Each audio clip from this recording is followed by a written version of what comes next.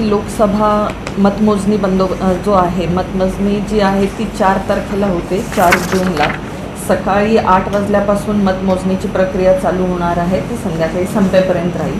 तर त्या अनुषंगाने आपण शहरामध्ये बंदोबस्त तर लावण्यात येणारच आहे, परंतु त्याच्या व्यतिरिक्त काही महत्त्वाचे जे पॉईंट्स आहेत की रामवाडी गोडाऊन या ठिकाणी 42 लोकसभा, सोलापूर आणि माढा याचं सुद्धा या ठिकाणी मतमोजणी होणार आहे. तर त्याच्या अनुषंगाने जे पब्लिक त्या ठिकाणी येतील किंवा त्या पक्षाचे जे कोणी कार्यकर्ते येतील तर त्यांच्यासाठी काही डायव्हर्जन केलेले आहेत. आणि जो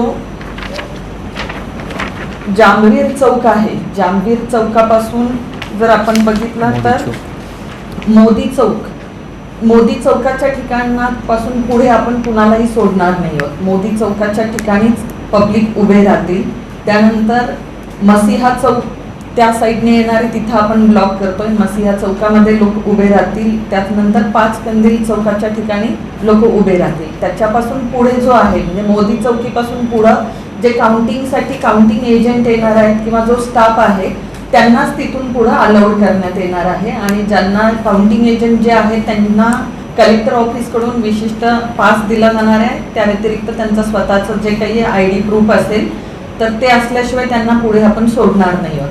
तर काउंटिंग एजंट फक्त मोदी चौकातून रामवाडी गोडाऊनपर्यंत जातील, परंतु पब्लिक जे आहेत ते मोदी चौकी, मसिहा चौक, 5 कंदील चौक या ठिकाणी पब्लिक राहतील. आणि जामवीर चौकामध्ये तिथं PS सिस्टीमची सोय करण्यात येणार आहे. त्याच्यावरून सगळ्यांना तिथं रिझल्ट जो काही डिक्लेअर होईल, अनाऊन्स होईल तो तिथून ऐकायला येईल.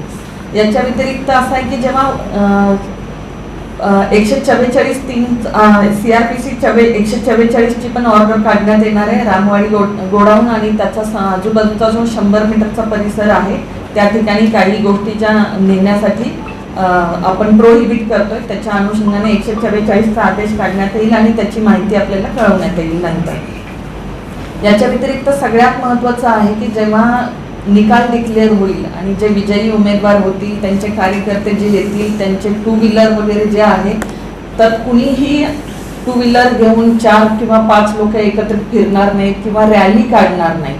कारण 37(1)(3) आदेश आपल्याकडे लागू आहे आणि त्याच्या अनुषंगाने त्यांच्यावर स्ट्रिक्ट कारवाई करण्यात येईल. शहरात आपण 56 ठिकाणी फिक्स पॉईंट लावणार आहोत.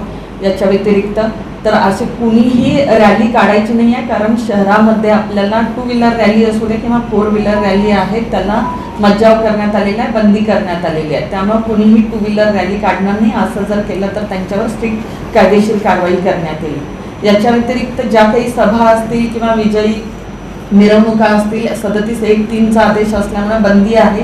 बिना परवाना कुणालाही मिरवणुका किंवा सभा घेता येणार नाही.